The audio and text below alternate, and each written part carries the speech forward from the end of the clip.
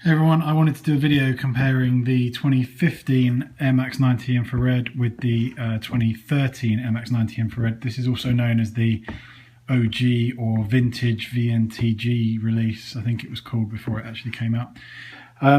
First thing you're going to notice straight away, the white mesh on this one much yellower than this because this is designed to look aged.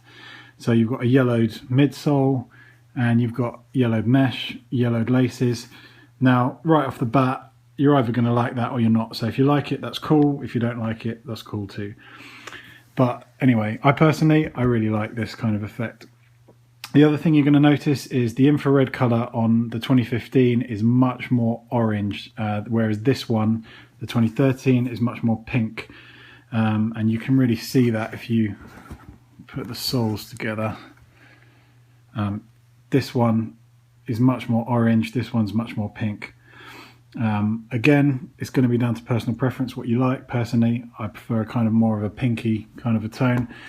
I mean, there's no point talking about what's original because the Air Max 90 original one from 1990 wasn't infrared anyway, so that colour didn't exist back then.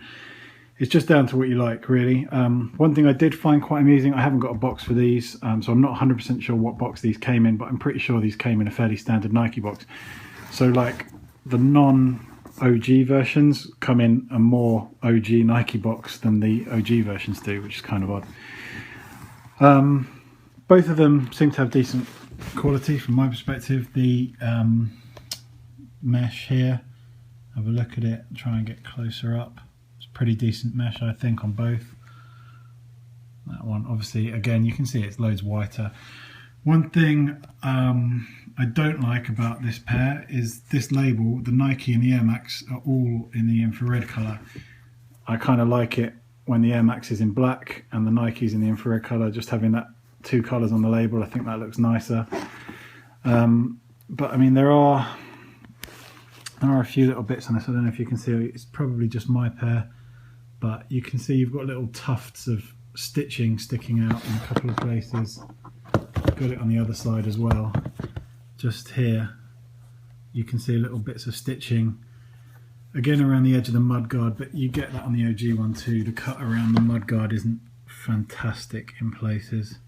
Actually, it's not too bad on this shoe on that side. I mean, tiny little bit of roughness around there. Again, a little bit of roughness around here. Not too many glue marks and stuff. But one thing that people have been talking about, and I agree, so on this 2015 version, the back of the tongue is white, whereas on the 2013, the back of the tongue infrared, or you know, what they're calling infrared back in 2013 anyway. Personally, I think it makes a big difference. I mean, you could say it's cosmetic, you could say it doesn't matter. I think it makes a big difference to how the shoe looks, especially from up top. You've just got that little line of infrared going around.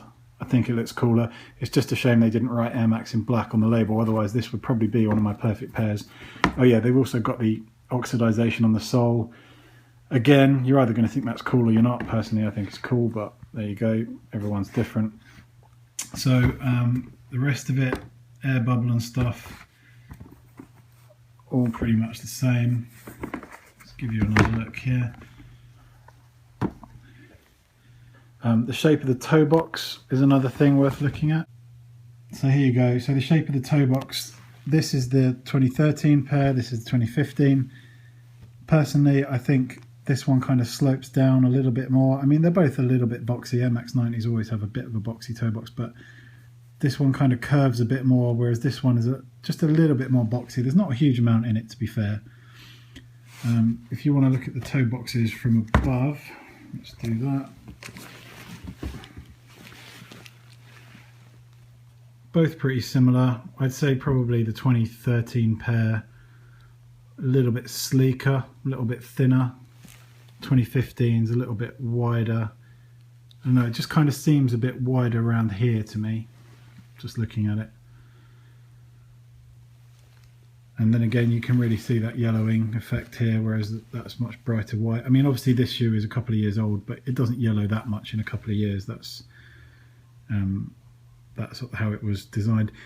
The lining here on this one is grey, this one is white. Personally, I don't like that. I think the lining should be grey. I think that just looks much nicer. The grey's much darker here. This is a much lighter, probably a shade or two lighter on the 2015. Again, personally, I really like the dark grey on the 2013 model. I think it just looks nicer. It doesn't give as much of a contrast between the swoosh and the thing, admittedly. The rest of the upper, the suede part. But it does give much more of a contrast on the rest of the shoe. So, I mean, again, it's personal preference. But yeah, so that's a comparison of the 2013 and the 2015. I know there are plenty of other Air Max 90 retros out there, but I don't own them, so there's no point in me doing a comparison video. I'll leave that to other people. Hope this was helpful. Cheers, bye.